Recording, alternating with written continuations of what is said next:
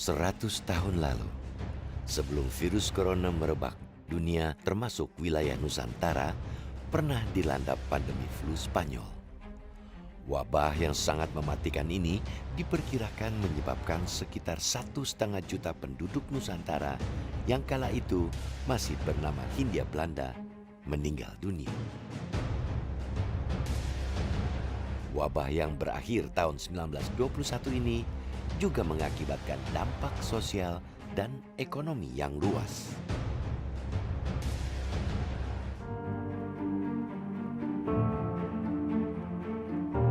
Wabah flu Spanyol merebak sejak tahun 1918 ketika sebagian wilayah dunia dilanda Perang Dunia Pertama. Wabah yang berlangsung lebih dari 2 tahun ini diperkirakan mengakibatkan 50 hingga 100 juta orang di seluruh dunia kehilangan nyawa.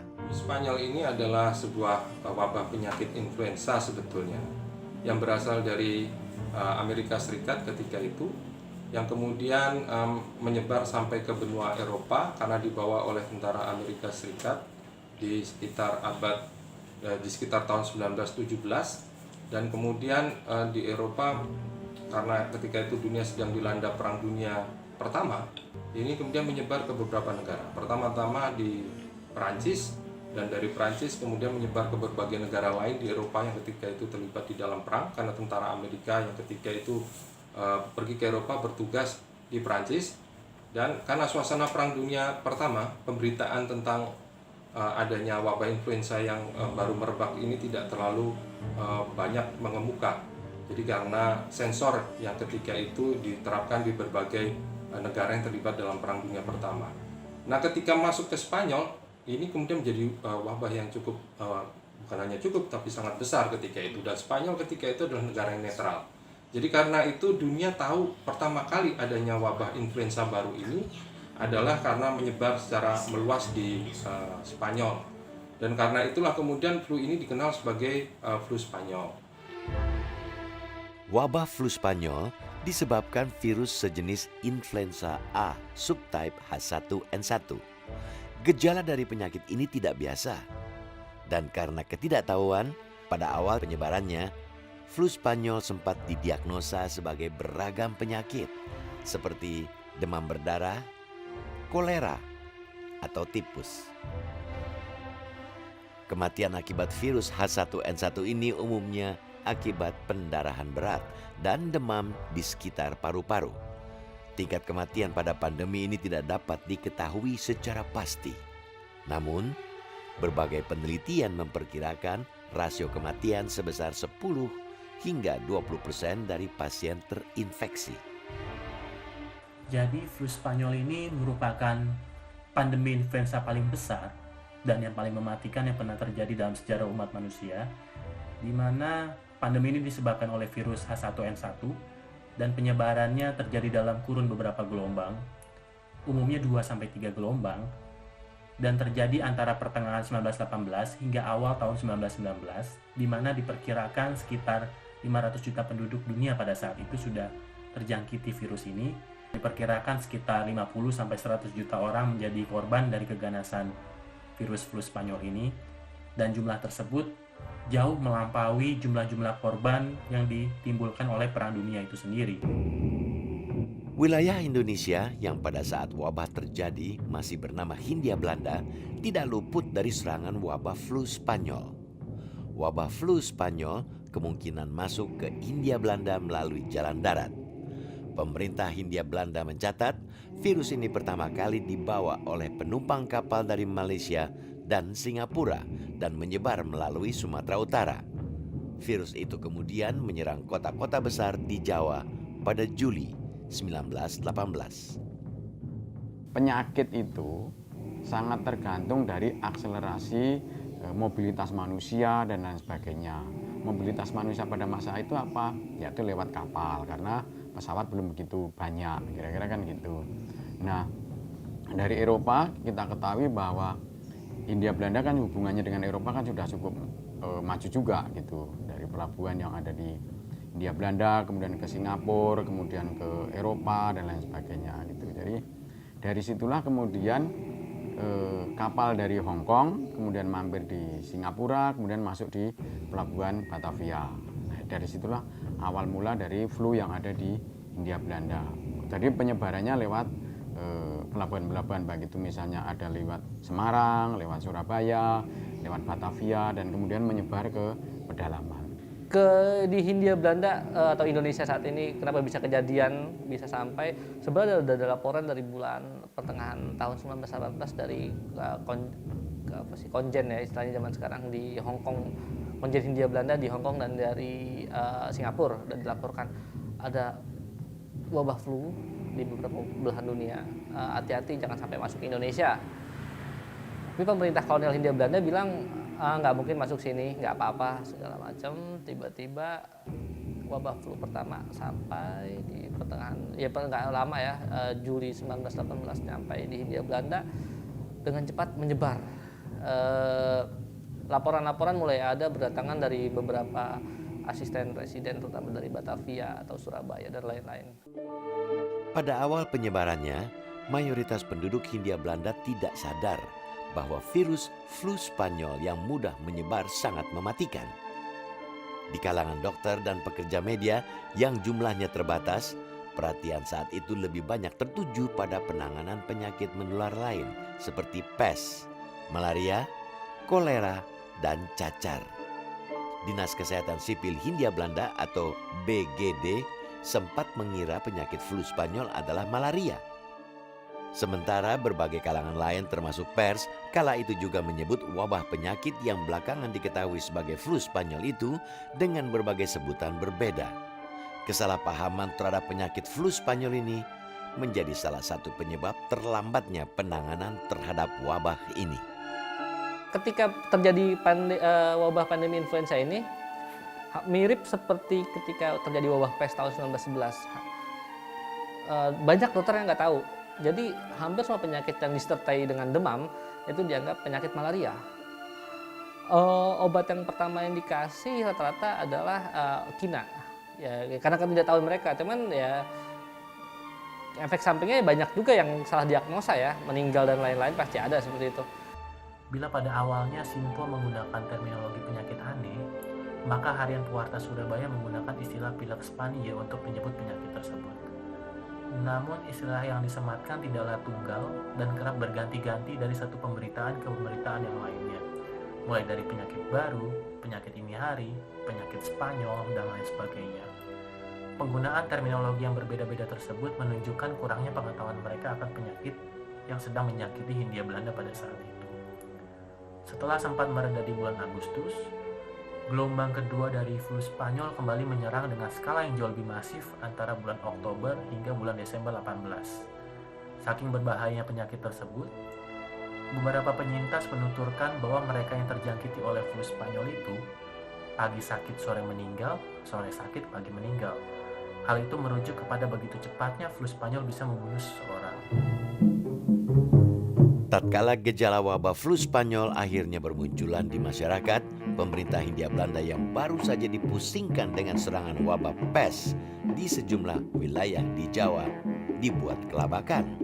Dan belakangan setelah menyadari bahwa flu Spanyol telah mewabah dan mengakibatkan banyak orang meninggal, pemerintah kolonial menetapkan sejumlah kebijakan untuk mencegah penyebaran dan mengatasi akibat wabah tersebut.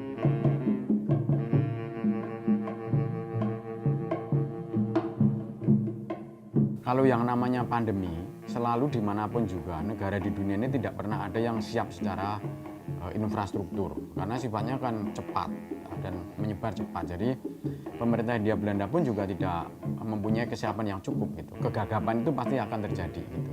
Di awal-awal akan terjadi kegagapan ketika masih kurvanya naik gitu. Tapi begitu sudah melandai, sudah beberapa biasanya sudah mulai stabil. Nah, tapi pemerintah Hindia Belanda juga tidak begitu saja membiarkan orang-orang mati begitu saja gitu, karena penyakit ini tetap harus diatasi, karena tidak hanya menyerang orang yang miskin tapi juga orang pejabat-pejabat, kira-kira kan gitu.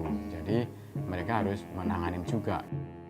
Bahkan ada dokter ya, saya membaca laporan dokter Bumi Putra yang meninggal, ada juga untuk yang dokter Eropa yang meninggal saya saya belum menemukan ya.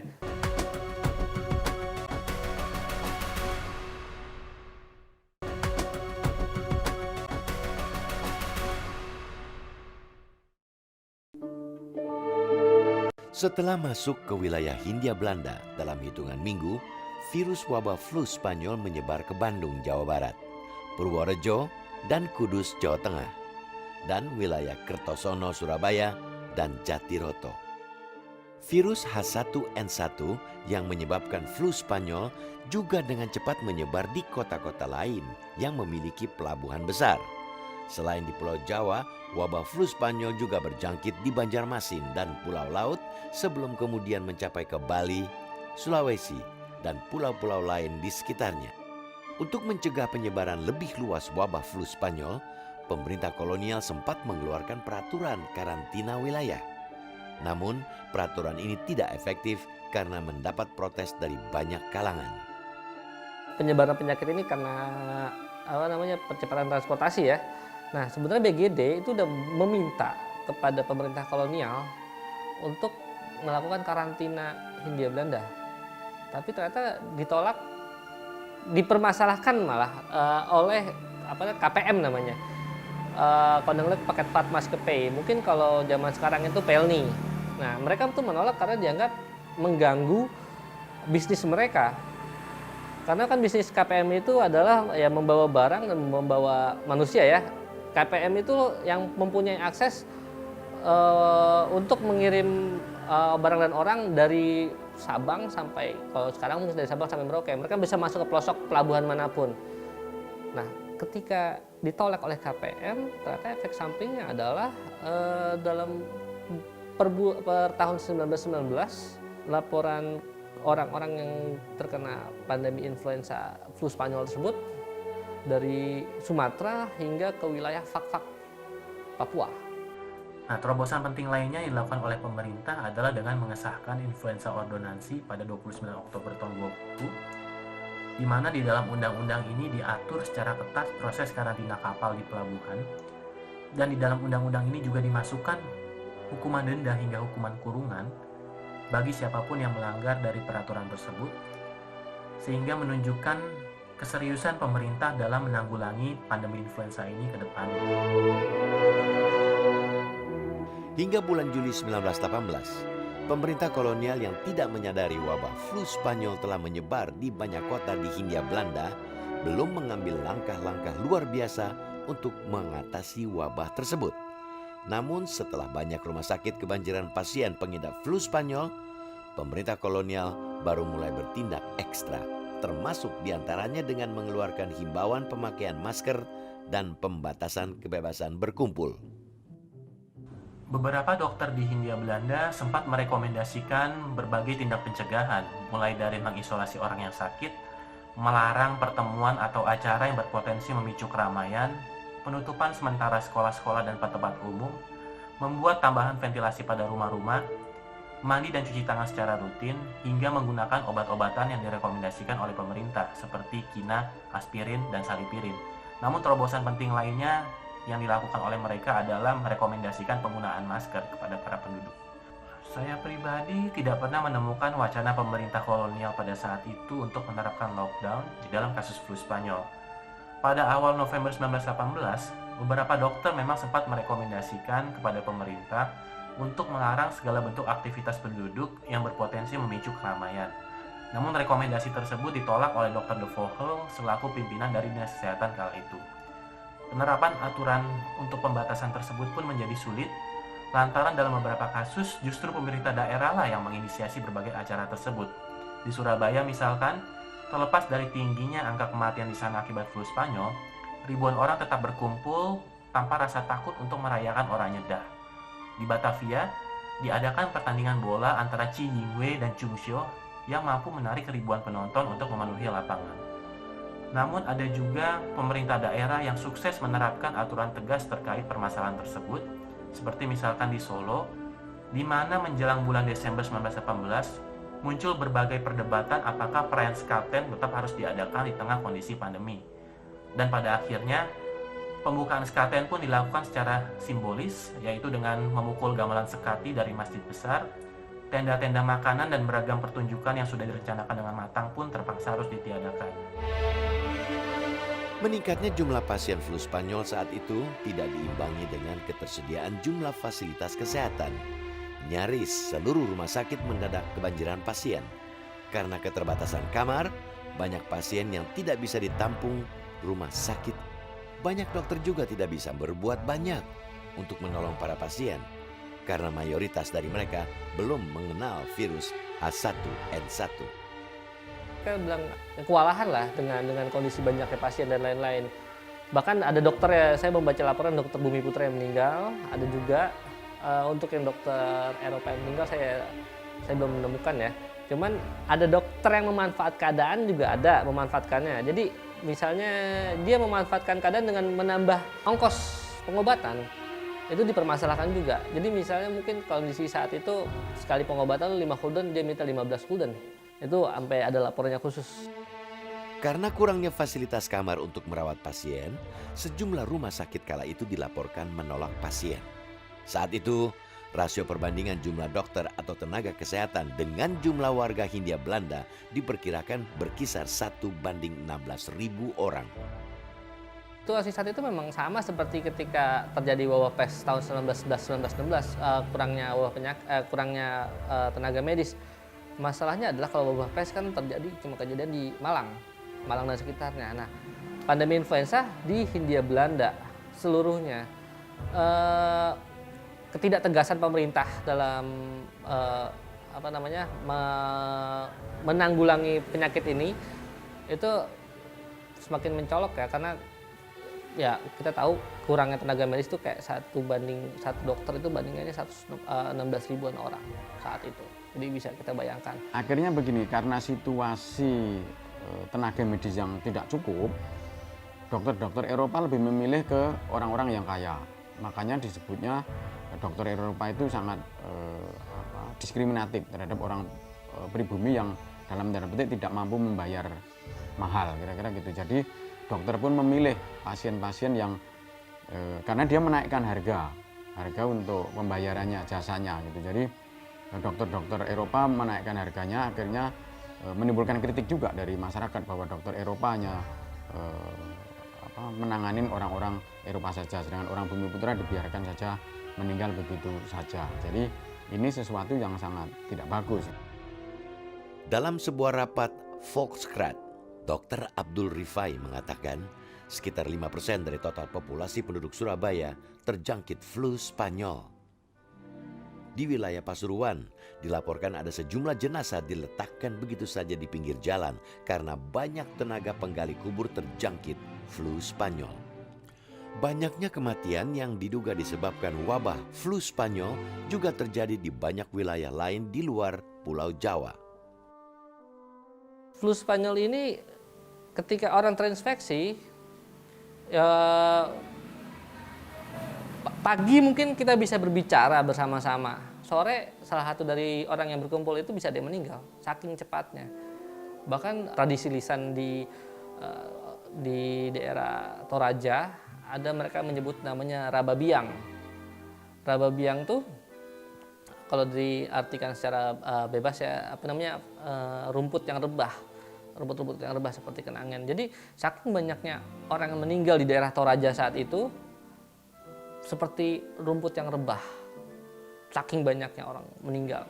Belum lagi juga ada di beberapa daerah kayak laporan-laporan mungkin istilahnya keluhan dari para dokter.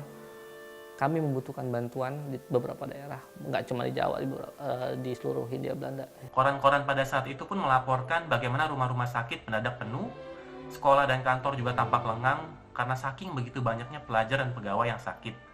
Di Surabaya misalkan, bila dari tanggal 1 sampai 14 Juli jumlah orang yang meninggal ada 183 orang atau rata-rata 11 orang per harinya, maka dari tanggal 15 sampai 18 Juli jumlah tersebut meningkat drastis menjadi 56 orang per harinya. Namun angka tersebut juga masih belum resmi, mengingat masih banyak pihak yang belum melaporkan kematian di desa atau kampungnya. Koran Pewarta Surabaya pun memperkirakan angka kematian yang jauh lebih tinggi, di mana bisa mencapai 75 orang setiap harinya. Berbagai masalah lain yang diakibatkan wabah flu Spanyol dilaporkan juga terjadi di berbagai daerah. Menurut laporan BGD, pada tahun 1920, nyaris tidak ada daerah di Hindia Belanda yang tidak terjangkit wabah flu Spanyol. Akibat wabah ini, pintu rumah-rumah penduduk banyak yang tertutup, jalan-jalan menjadi lengang, dan banyak hewan ternak mati kelaparan. Biasanya ada kepercayaan bahwa dengan mengarak beberapa pusaka tertentu mengelilingi wilayah yang dilanda oleh wabah penyakit atau pagebluk ini, diharapkan itu wabah penyakit akan mereda dan kemudian masyarakat akan kembali sehat.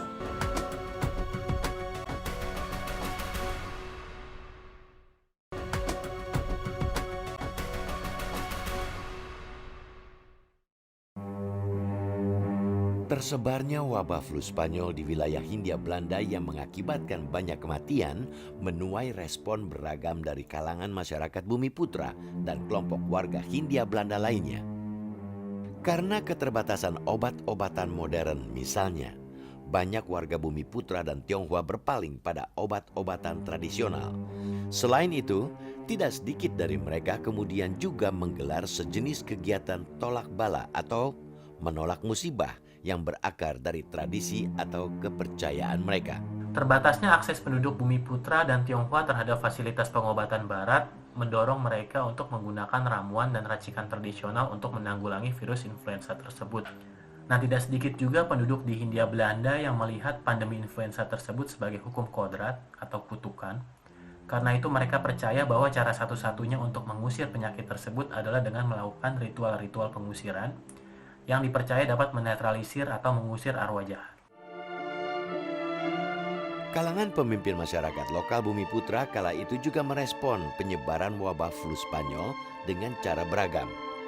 Pihak Keraton Yogyakarta pada tahun 1918 misalnya mengarak pusaka Kesultanan Kiai Tunggul Wulung sebagai ritual tolak bala untuk mencegah penyebaran wabah flu Spanyol.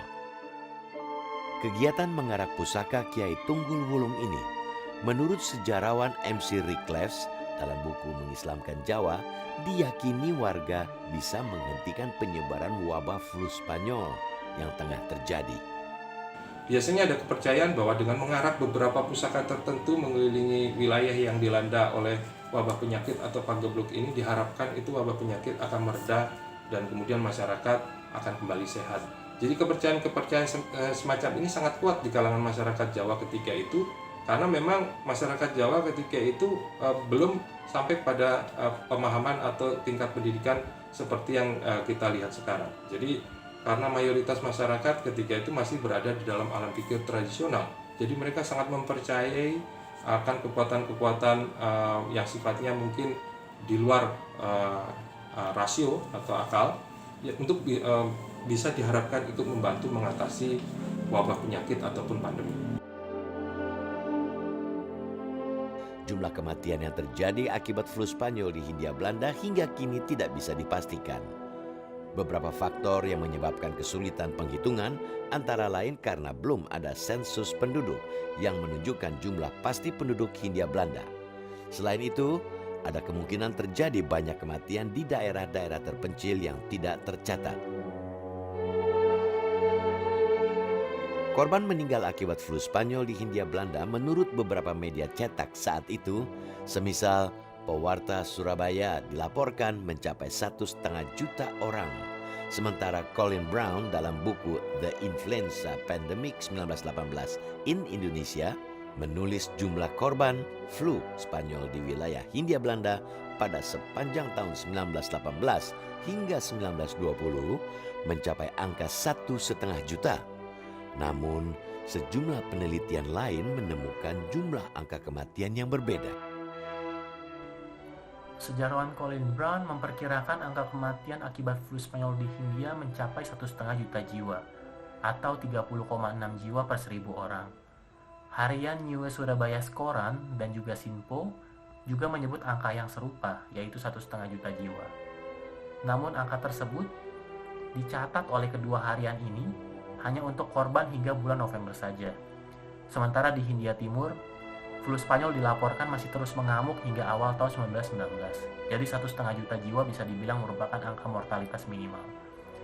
pada tahun 2013, Profesor Siddharth Chandra, seorang pengajar dari Michigan State University, mengkalkulasi ulang kembali angka kematian akibat flu Spanyol di Hindia Belanda tersebut, di mana ia memprediksi angka kematian yang jauh lebih tinggi, yaitu 4,26 hingga 4,37 juta jiwa, dan itu hanya untuk korban di wilayah Jawa dan Madura saja. Menurut catatan statistik Kolonial Verslag, flu Spanyol mengakibatkan peningkatan persentase kematian di berbagai daerah di Indonesia. Jumlah korban meninggal akibat flu Spanyol di Hindia Belanda ini merupakan tingkat kematian tertinggi nomor 4 di dunia. Cukup banyak, intinya cukup banyak lah kalau selalu banyak ya, karena memang sifat dari penyakit ini kan menyebar lewat udara. Sedangkan kita, orang tradisi kita hidupnya berkelompok-kelompok, paguyuban kan gitu. Memang itu kondisi penduduk Hindia Belanda kan begitu, ngumpul dekat-dekat dan sebagainya gitu. Setelah lebih dari 2 tahun meneror dunia, pada tahun 1921, wabah flu Spanyol di Hindia Belanda perlahan mulai meredah dan kemudian seperti menghilang begitu saja. Awal kejadian tahun 1918, tahun 1921 perlahan menghilang begitu saja. Agak unik memang. Mungkin saya secara pribadi berpikir itu tanpa sadar manusia merespon wabah penyakit ini membentuk antibodinya sendiri mungkin. Karena gini, tingkat pendidikan kita kan cukup masih rendah ya untuk khusus orang Bumi Putra loh Mbak ya. Meskipun ada ordonansi yang cukup ketat, ordonansi itu tidak cukup mujarab, tidak cukup mampu untuk mengendalikan situasi ini gitu. Akhirnya apa? Sebenarnya penyakit ini berhenti itu karena ada vaksin saja sebenarnya. Kalaupun ini akhirnya orang bersahabat juga dengan penyakit influenza ini. Wabah flu Spanyol yang melanda Hindia Belanda sepanjang tahun 1918 hingga 1921 tidak hanya menyebabkan banyak orang meninggal, namun juga memicu terjadinya berbagai masalah sosial ekonomi yang luas. Masalah yang juga bisa terjadi pada setiap serangan wabah, termasuk wabah corona yang tengah mencekam masyarakat kita saat ini, bila tidak diantisipasi dan diatasi dengan baik. Di daerah, pandemi influenza ini bisa dibilang menjadi katalisator bagi merebaknya berbagai tindak kekerasan di Hindia Belanda. Jadi suasana yang begitu mencekam, saking banyaknya orang yang sakit, ditambah dengan bahaya kelaparan yang sedang melanda di depan mata, menjadi faktor pemicu utama di balik maraknya berbagai benturan dan tindak kriminalitas kala itu di Hindia Belanda. Salah satu benturan terbesar terjadi di Kudus pada 31 Oktober 18, dan sebelum meletusnya peristiwa yang dikenal dengan peristiwa perusuhan di Kudus tersebut, gesekan antara pengusaha tembakau Bumi Putra dan Tionghoa di sana sudah mengakar sejak lama. Jadi flu Spanyol hanya turut mempercepat saja proses bentrokan di antara kedua kelompok etnis, dan di dalam peristiwa tersebut, belasan orang Tionghoa terbunuh dan kawasan pecinan di Kudus hancur lebur. Dan meskipun pandemi flu Spanyol ini sempat mereda di awal 1919, namun pemerintah kolonial tetap harus dihadapkan pada permasalahan lain, yaitu bahaya kelaparan. Flu Spanyol telah menyebabkan mayoritas petani tidak dapat bekerja karena sakit, dan akibatnya banyak sawah, ladang, dan perkebunan yang terbengkalai. Kegagalan panen pun terjadi di berbagai tempat. Harga bahan makanan melonjak dengan sangat signifikan. Sebagai contoh adalah ketela yang sebelumnya dijual dengan harga 90 sen, maka kini harganya sudah menjadi 2,50 gulden. Akibatnya, aksi demonstrasi terjadi di mana-mana guna menuntut kenaikan gaji. Salah satu yang terbesar mungkin terjadi di Semarang pada bulan November 1918, yang membuat aktivitas ekonomi di Semarang harus terhenti hingga beberapa hari lamanya. Ketika penyakit diremehkan, hal itu yang akan menimbulkan masalah yang sangat besar ke masyarakat.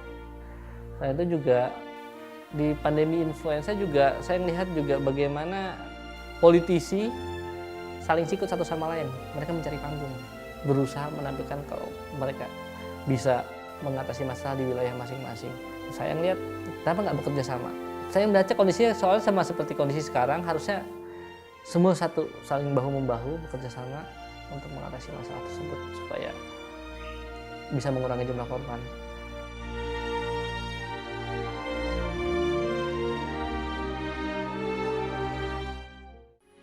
Metro TV, knowledge to elevate.